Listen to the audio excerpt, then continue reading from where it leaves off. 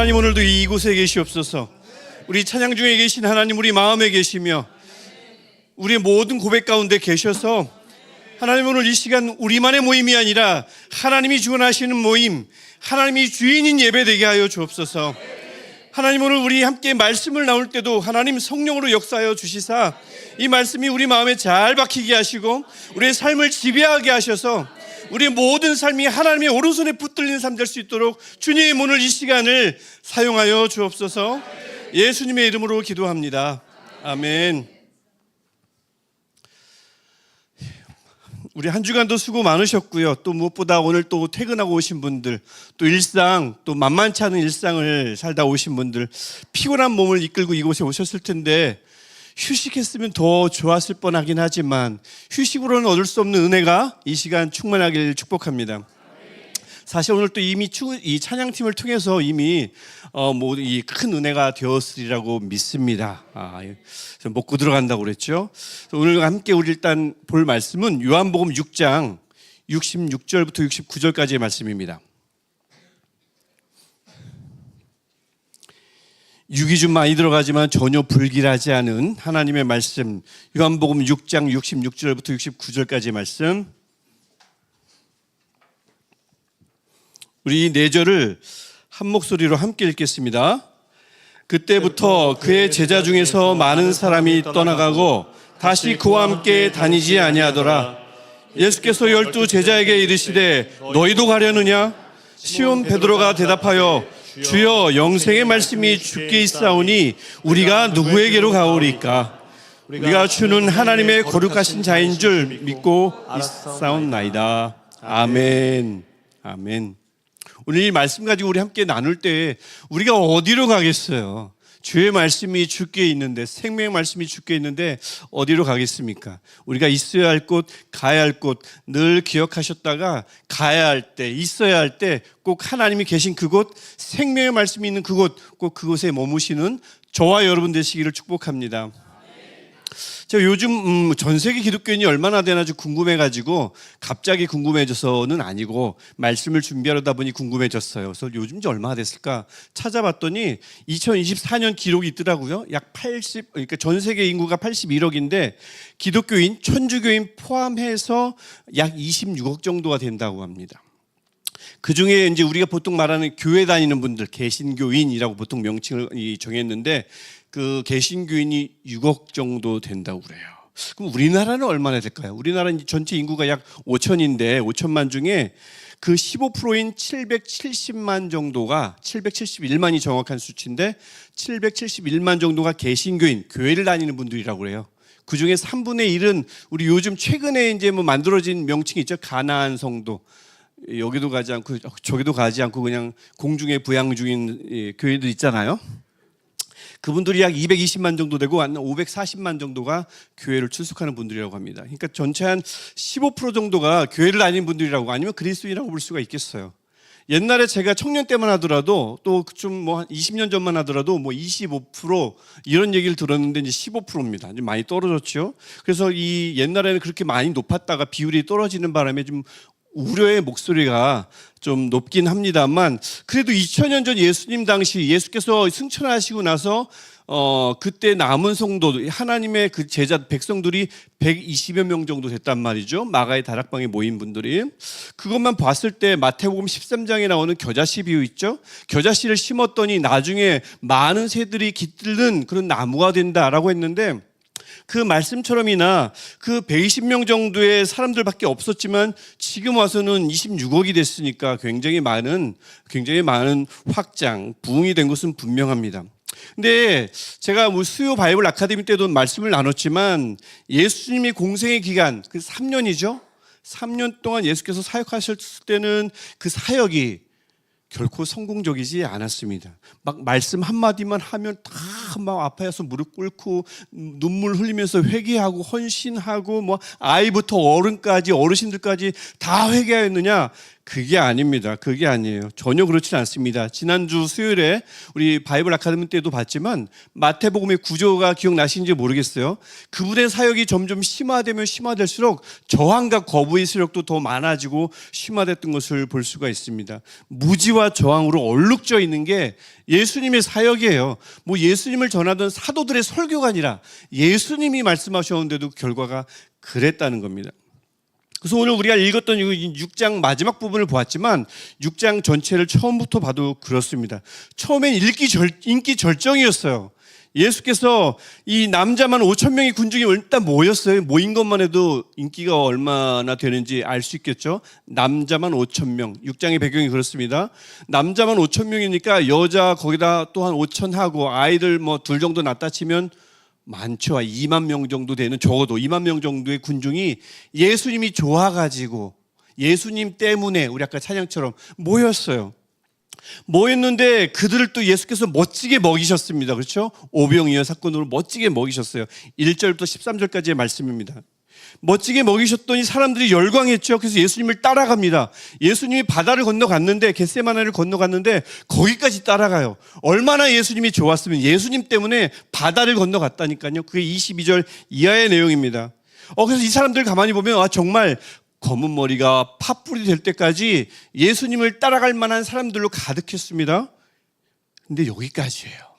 여기까지고 오늘 우리가 읽었지만 66절을 보면 그들 대부분이 예수를 떠났고 다시는 예수와 동행하지 않더라. 다시는 예수를 믿지 않았다는 얘기요. 그 바다 건너까지 따라가고 오병이어 기적을 맛보고 예수님을 따라다니며 그 예수님의 놀라운 말씀들을 들었는데 거기까지였습니다.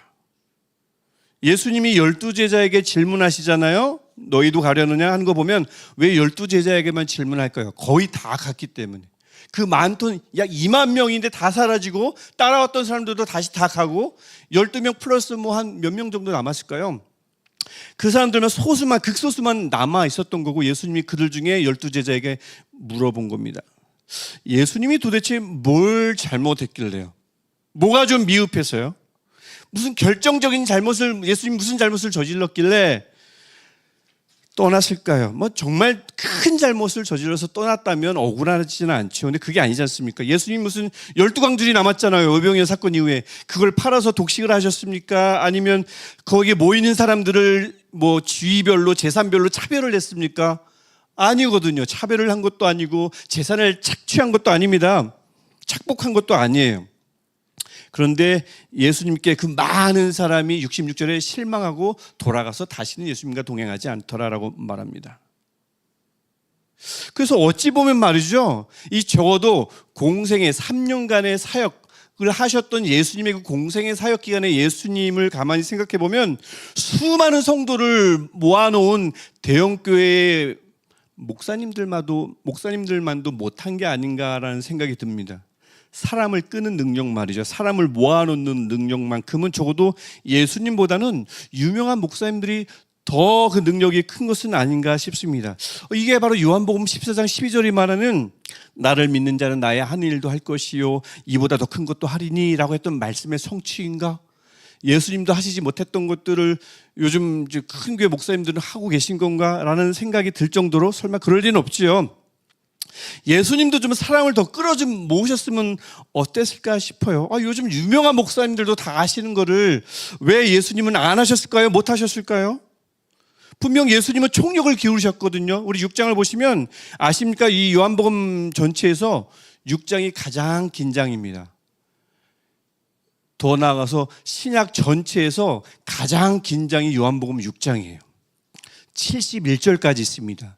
그 중에 65절이 예수님과 사람들과의 관련되어 일어난 일들을 기록한 절이에요. 그러니까 어마어마한 절들이 한 장에 담겨 있고 예수님이 그만큼 사람들에게 총력을 기울여서 가진 힘을 다해서 복음을 전하고 이적을 베풀었다는 것을 알 수가 있어요. 많은 노력을 얼마나 하셨는지 몰라요. 그래서 우리가 잠깐 조금 길긴 하지만 얼른 봐야만 예수님이 얼마나 많은 노력을 기울였는지 우리 함께 살펴봐야만 그래야 왜 그러셨는지를 우리가 좀 더 이해하기 쉽습니다.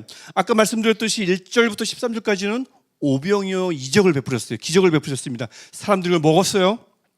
베풀어 주셨죠. 그랬더니 사람들이 따라왔습니다. 따라와서 궁금해요.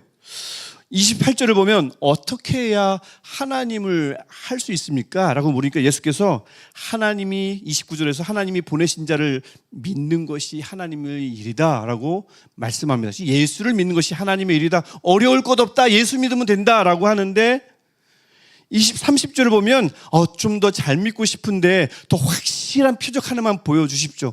보통 이제 그런 거 많이 하잖아요. 불분명할 때 기적 같은 거 하나만 보면 내가 헌신하겠습니다. 바치겠습니다. 하나님께 내 삶을 완전히 드리겠습니다 하잖아요. 이들이 그랬어요.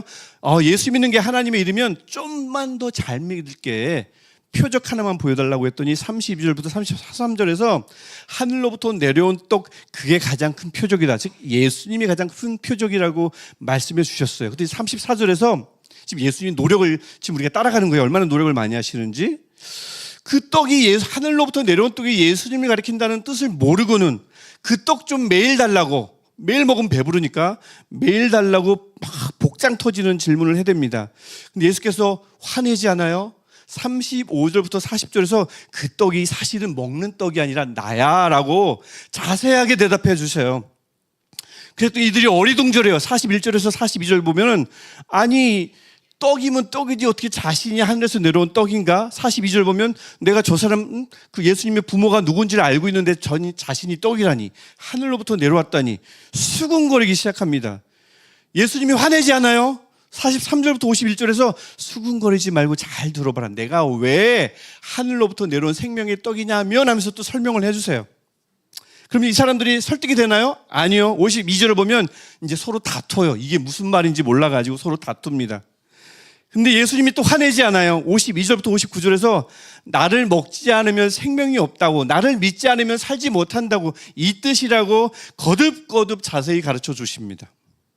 이쯤 되면 이제 사람들이 항복하고 하나님께 예수님께 좀 돌아설만 한데 60절을 보면 어렵도다 누가 들을 수 있는가 이게 무슨 말이냐 그렇게 해버려요. 기껏 수십 절에 걸쳐서 예수님이 참고 또 참고 그렇게 자세히 설명해 주셨는데 무슨 말인지 도무지 모르겠대요. 뭐 이렇게 어려운 말씀을 하냔 말이죠. 그래서 예수님이 또 화냈을까요? 아니요. 61절부터 65절에서 또 설명해 주십니다. 뭐가 그렇게 어렵지 않나 하고서 쭉 말씀해 주십니다. 이만큼 갖은 노력을 쏟았다면 기적도 보았죠. 충분한 말씀도 예수님을 통해서 들었어요. 누가 대원한 게 아니고 예수님이 직접 말씀하셨다고. 그러면 예수님을 믿고 따를 만한데 66절이 그 결과물이에요. 그와 함께 다니지 아니하더라. 다시는 그와 함께 다니지 아니하더라. 예수님을 버리고 떠났습니다. 예수님이 무슨 저주를 했습니까? 욕설을 퍼부었습니까? 알아듣지도 못하면서 자꾸 엉뚱한 질문을 할 때 화내시기를 하셨습니까? 성의 없이 대답하셨습니까? 그렇게 열심히 말씀하셨지만 결과는 형편없었다는 거죠. 하나님의 아들 그리스도인데 그분이 말씀을 전하셨는데 그분이 말씀 전하신 결과치고는 너무나 민망할 정도로 형편없었다는 겁니다. 이게 이제 오늘 설교 제목과 관련된 겁니다. 인풋과 아웃풋, 입력과 출력. 이게 번역을 하기가 참 어려워가지고 죄송하지만 영어로 썼습니다. 제가 영어를 잘해서가 아니라 또 못하진 않아요. 하지만 잘하진 않는데 인풋과 아웃풋을 적당하게 번역할 말이 없어요. 쉽게 예를 들면 인풋은 뭐냐면 자판기에다가 100원을 넣으면 그게 인풋입니다. 그럼 뭐가 나오죠? 커피가 나오죠? 나오면 아웃풋입니다. 인풋과 아웃풋. 그러니까 예수님께서 어마어마한 인풋을 넣었어요. 막 수십만 원을 넣었는데 커피가 안 나오는 거예요, 지금. 이게 지금 그 상황인 겁니다. 그렇게 많이 노력을 기울였는데 커피 한 잔 안 나와요. 수십만 원 막 넣었는데. 이거죠. 예수님 뭘 했다고요? 그래서 그 정도 인풋을 넣었으면 시간을 들이고 노력을 하고 참고 인내하면서 가르쳤으면 만족할 만한 그 아웃풋이 나와야 되는데 인풋이 있으면 당연히 아웃풋이 있어야죠. 근데 안 나오는 겁니다. 자판기에 방금도 말씀드렸지만 동전 넣었어요. 근데 그 동전에 상응하는 가치인 커피가 나와야 되죠. 음료수가 나와야 되죠. 그래서 내가 돈을 잃어버린 거지만 사실 넣었으니까 잃어버렸지만 음료수가 나오니까 만족스럽잖아요. 근데 돈을 넣었는데 아무리 기다려도 안 나와요. 돈을 먹었어요. 옛날에 꼭 그런 자판기가 많았던 것 같아요. 넣으면 물만 나오거나 넣으면 커피 눌렀는데 이건 율무차도 아닌 이상한 힘을 건 액체만 나온다거나 그러면 막 전화를 하죠. 이거 좀 먹었다고 하죠. 근데 그것도 아니고 전혀 나오질 않으면 어떻게 하셨어요? 저는 넣었는데 안 나오면 발로 차면 나와요. 발로 차면 돈이 어떻게 드리릭 하면서 나오던가 다시 돈이 반환이 되던가 하죠. 막 두들긴단 말이죠. 그렇게 해서라도 아웃풋을 건져야 되는 거예요. 내 인풋이 아웃풋으로 나오지 않으면 내가 넣었던 것으로라도 다시 꺼내야 돼요. 이게 인풋과 아웃풋의 상관관계죠. 인풋을 했으면 아웃풋은 아무리 보잘것없더라도 나와야 되는데 예수님의 결과를 보면 안 나오는 거예요. 하나도 안 나왔습니다. 자판기만 그런 게 아니잖아요. 시험 공부도 마찬가지인 거죠. 시험 공부 인풋이에요. 열심히 공부했어요. 근데 아웃풋 성적이 별로 좋지 않아요. 그러면 어떻게 됩니까? 실망하죠. 또 스스로에 대해서 분노하고 내가 이것밖에 안 되나. 또 주변 사람들 눈치 보니까 뭐라 말도 못하겠고. 또 시험만 그렇습니까? 사람에게 성심성의껏 막 베풀었어요. 인풋 막 띠용띠용 넣었어요. 근데 이 사람이 오히려 그 열심히 노력을 다 했는데 나에게 오히려 거리를 둬요. 나를 미워해요. 나를 싫어해요. 내 말을 귀 기울이지 않아요. 배신감은 이루 말할 수 없죠. 힘 빠지죠. 그런데 예수님이 이상합니다. 예수님이 오늘 본문 어디에서도 그 많은 인풋을 넣었는데 저들이 다 떠나가네. 어떡하지? 안절부절하시지도 않고 허탈해하시지도 않고 배신감과 실망감에 사로잡히지도 않습니다. 그 북적대도 많은 사람들이 다 떠나갔는데 소수만 옆에 남아있는데 속상해하지 않아요. 그리고 그냥 12제자들에게만 묻습니다. 너네도 갈래? 라고 합니다. 그때 베드로가 68절과 69절에서 아주 멋진 말씀을 하는 거죠. 우리가 어디로 갑니까? 생명의 말씀이 주께 있는데. 이렇게 멋진 고백을 하죠. 고백은 멋집니다. 그래서 아멘이 절로 나오는 고백이에요. 하지만 예수님은 아세요. 좀만 있으면 베드로가 뭐 하죠? 3번 부인하는 걸 알아요. 나를 모른다고 할 거 알면서도 막 멋진 고백을 해요. 때려주고 싶었겠지만. 예수님은 아셨어요. 70절과 71절 우리가 읽지는 않았지만 베드로만 부인합니까? 조금 있다 제자 중 한 사람 가룟유다가 자신을 팔 거라는 걸 알았어요. 예수님은 또 아셨습니다. 남은 제자들 몇 명 안 되지만 얘들 나 십자가에 달릴 때 다 도망갈 거라는 것을 뿔뿔이 흩어질 것이라는 것을 아셨어요. 씁쓸하죠. 6장에서 예수님이 오병이어 이적 보여줬어요. 그렇게 전심으로 사역했는데 대부분은 자신을 다 떠났습니다. 남은 제자들도 다 떠날 예정이에요. 그걸 또 예수님 다 알고 계십니다. 이게 바로 6장에서 말하는 예수 그리스도가 넣으신 인풋에 대한 형편없는 결과물 아웃풋입니다. 그런데도 말씀드렸듯이 예수님은 담담하신 거예요. 어떻게 이렇게 담담할 수가 있을까? 나와야 되는데, 아무거라도 나와야 되는데. 왜냐하면 예수님은 아웃풋에 대한 확실한 원칙이 있었습니다. 흔들리지 않는 원칙, 믿고 있는 기준이 있었어요. 그게 44절과 65절인데 이 44절과 65절을 우리 한 절씩 읽었으면 좋겠습니다. 먼저 44절을 한 목소리로 함께 읽겠습니다. 시작. 나를 보내신 아버지께서 이끌지 아니하면 아니하시면 아무라도 내게 올 수 없으니. 여기까지. 65절 한번 볼까요? 시작. 또 이르시되 그러므로 전에 너에게 말하기를 내 아버지께서 오게 하여 주지 아니하시면 누구든지 내게 올 수 없다 하였노라 하시니라. 아멘. 예수님은 이게 원칙이었어요.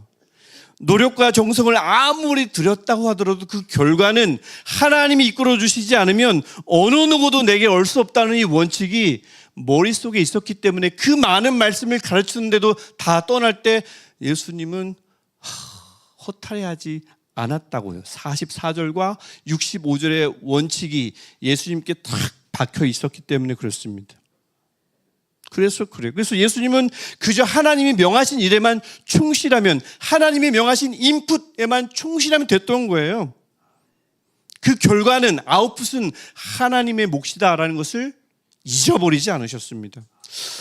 그래서 그러고 보니까 왜 사람들이 믿음 또 신앙을 갖게 되는 것을 보면 참 희한하잖아요. 어떤 사람을 보니까 굉장히 착해서 저 사람 금방 신앙 믿음이 생길 것 같은데 오랜 세월이 지나도 죽으라고 안 믿는 분들이 있어요. 참 좋은데 또 어떤 사람들은요, 신앙 없어도 얼마든지 잘 살 수 있을 것만 같은 분들인데 그 신앙을 갖고 겸손하게 섬기며 헌신하는 귀한 믿음의 소유자들이 또 계셔요. 이걸 보더라도 역시 믿음을 갖게 하는 건, 믿음으로 이끄시는 분은 하나님이신 것을 알 수가 있지요. 하나님이 이끌어야만 가능한 일임을 이 본문을 보여줍니다. 이거를 이제 많은 사람들이 착각하죠. 특히 목사님들이 좀 착각하기 쉽습니다. 저도 목사지만 목사님들이 이걸 착각하고 잊어버리기 쉽습니다. 뭘 잊어버릴까요? 내가 불러 모았다고 착각하기 쉽습니다. 내가 불러 모았다고 생각하고, 또 언제든 내가 지금까지 불러 모았으니 내가 또 불러 모을 수 있다고 착각합니다. 내가 모았으니까 이 사람들 아까워요, 안 아까워요? 내가 모았으니 아깝죠. 그러니 남에게 줄 수 있어요, 없어요? 없어요. 내가 모았거든요. 아들에게 줘야 돼요. 사위에게 줘야 돼요. 그리고도 못 믿어요. 내가 모은 거니까. 얘들이 모은 게 아니고, 내 아들이 모은 게 아니고, 내가 모은 건데 맡겼는데도 안타까운 거예요. 못 믿었습니다. 계속 간섭하죠.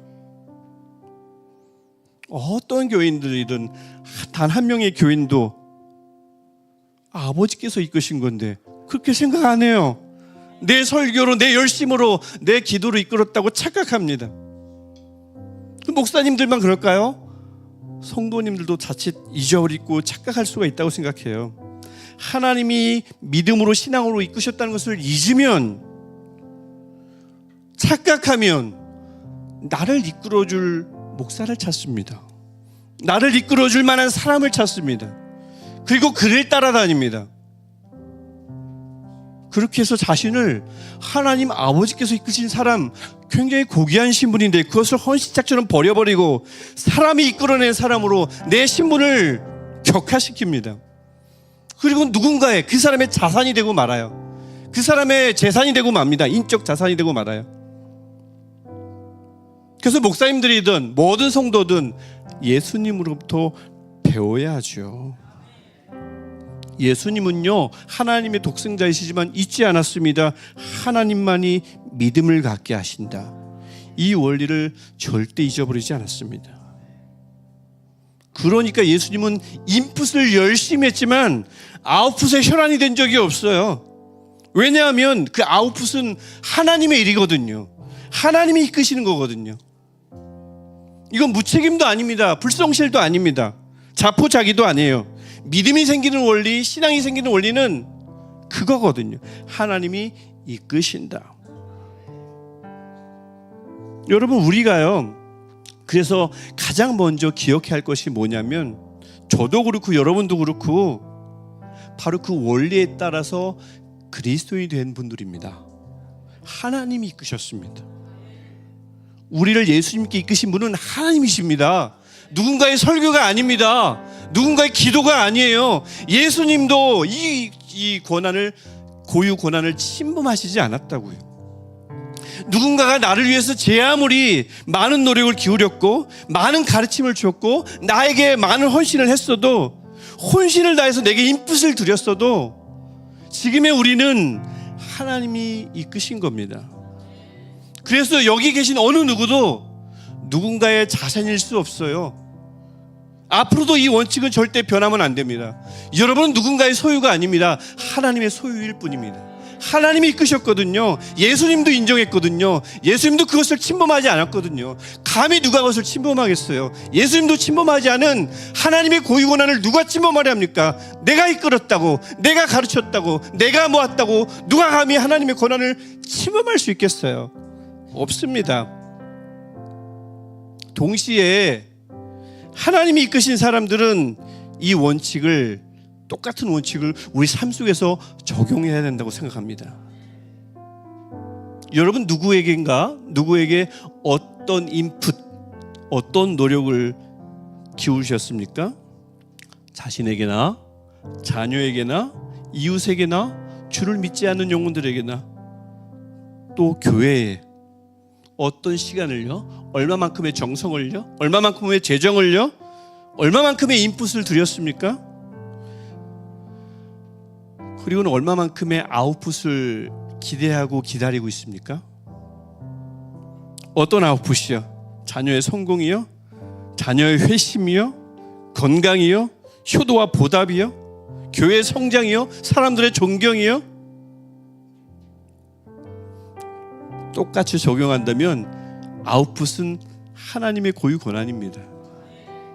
가족이든 교회든 설령 그곳이 이윤 생산이 목적이 되는 기업이라 할지라도 그곳이 하나님이 이끄시는 신앙 공동체라면 굳이 믿음이 생기게 하는 일뿐만 아니라 모든 아웃풋을 책임지고 있는 분은 하나님이신 줄 믿습니다.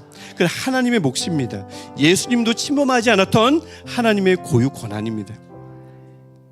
그래서 우리 예수님처럼 예수님이 맡겨진 일에 그저 충실하셨던 것처럼, 그리고 아웃풋은 오로지 하나님께 내어드렸던 것처럼 남은 우리도 그저 하나님께서 우리에게 맡겨주신 일 있죠? 나 자신도 맡겨주셨습니다. 가족도 맡겨주셨습니다. 교회도 맡겨주셨습니다. 여러분 구역도 맡겨주셨습니다. 이웃도 맡겨주셨습니다. 사회도 마찬가지입니다. 그것들을 위해서 열심히 인풋만 제공하면 됩니다. 이 아웃풋이 얼마나 될까? 내가 100만 원 넣었는데 얼마만큼의 커피가 나올까? 계산하느라 얼마 안 나오면 그 인풋에 소홀하거나 소심하거나 소극적일 필요가 없습니다. 6장의 예수님을 기억하십시오. 6장의 그 형편없는 결과물을 예수님은 다 알고 계셨지만, 이미 알고 계셨지만 어느 때보다 6장에서 전심을 다해서 인풋하셨던 것을 꼭 기억하십시오. 그래서 우리 마음속에 이런 생각이 늘 떠올랐으면 좋겠어요. 아웃풋은 하나님 거야. 넌 보지 말자. 나는 내 일에 충실하자. 내 인풋에만 집중하자. 하나님이 이끄실 거야.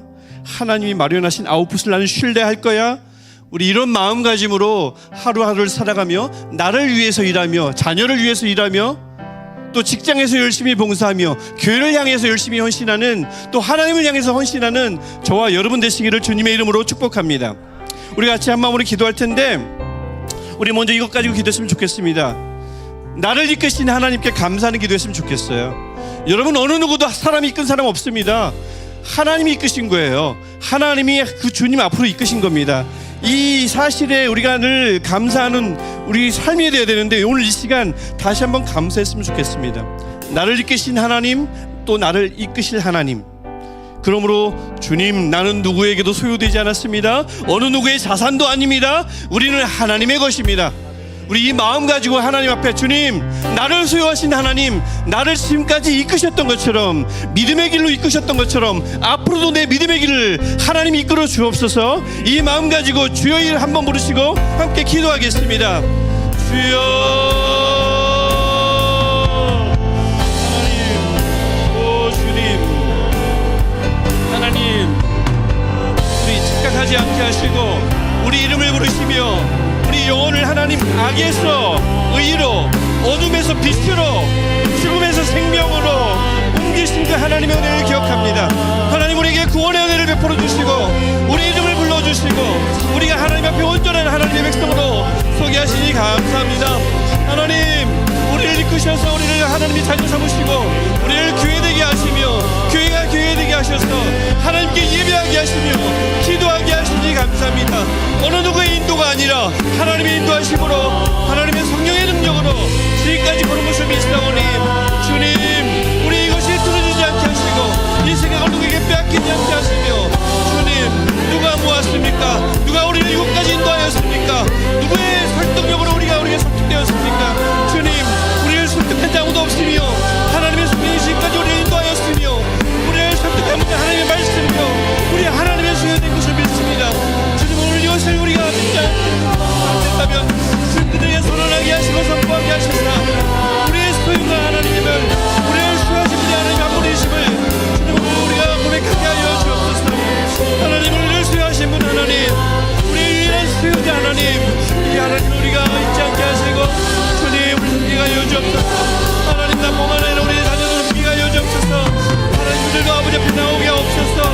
하나님, 하나님의 때에 그들이 아버지 앞에 나오게 하시고 하나님의 아버지의 때에 그들이 아버지 자녀가 되게 하시며 하나님, 우리도 하나님의 앞에 이끌어 주옵소서. 하나님 앞에 이끌어지는 일들이 나게 하여 주옵소서.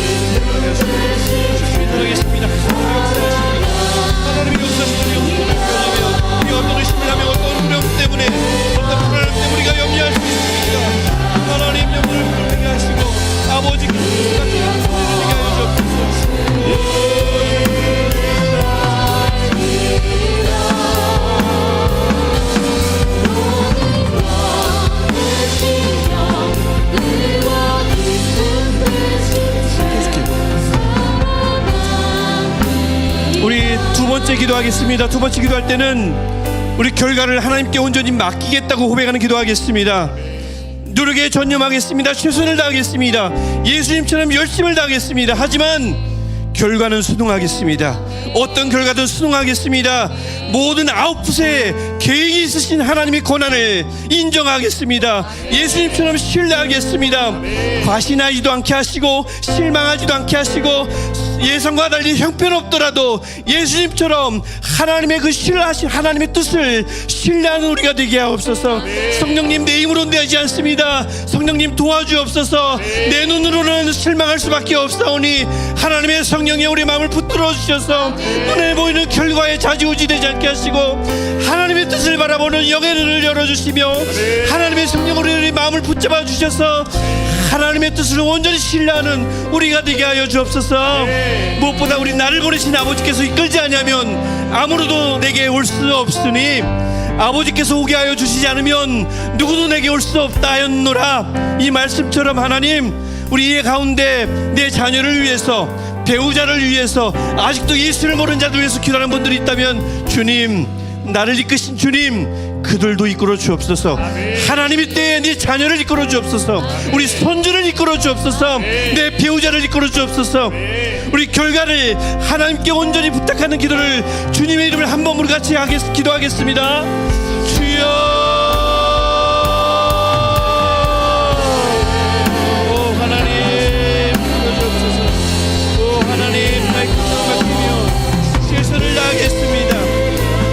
하나님, 세상에 앞에 나갈 때에 하나님 우리의 결과물에 가지고 있지 않게 하시고 하나님의 성령이 연운해 보이는 것을 우리가 가지고 있지 않게 하시고 아버지 앞에 나가서 우리에게 하시니 하나님 도와주옵소서. 오 하나님의 손을 의지하게 하시며 우리에게 하시사 먼저 주신 하나님을 바라보게 하여 주옵소서. 하나님, 오 주님, 오 주님, 오 하나님, 이곳에 우리가 실패하지 않게 하시고 좌절하지 않게 하시고 예수님처럼 담담하게 결과를 받아들일 뿐만 아니라 여기에 하나님의 뜻이 있음을 보게 하시고 여기 하나님의 계획이 있는지를 보게 하시고 하나님의 계획이 다 있음을 신뢰할 때에 하나님 결과를 우리에게 가져다 줄 때에 결과만 주지 마시고 마음도 주시며 하나님의 성령도 함께 해주셔서 그것을 소환의 식도록 하시고 우리가 받아들일 수 있도록 하시며 하나님 우리에게 영혼을 허락하여 주셨사오니 우리 배우자가 아버지 앞에 돌아오게 하시며 자녀들이 믿음을 얻게 하시고 건강히 돌아오게 하시고 하나님 우리 많은 것들 목적한 것들이 돌아오게 하여 주옵소서.